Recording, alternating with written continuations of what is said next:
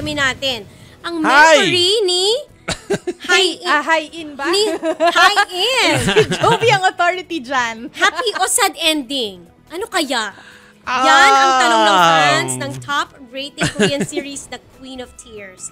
Abang-abang ang finale episodes ng serye Eto na yun, this ipinalalabas weekend.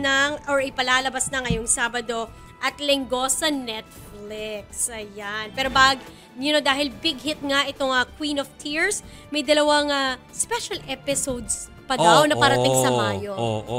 Darating yun. So, hintayin natin. Pero actually, ang hinihintay ng lahat ay yung episodes ni this Saturday and Sunday kasi medyo nakaka-irita po at nakaka-irita ang ulo yung last 2 episodes, yung prior to this weekend's finale. So, parang parang gusto mo manakal ng tao. Ganon. Kailangan natin hubabol, Riza. Para Oo nga. Habulin nyo yan. Sige, ilalagay ko yan sa listahan ko ng mga Yes.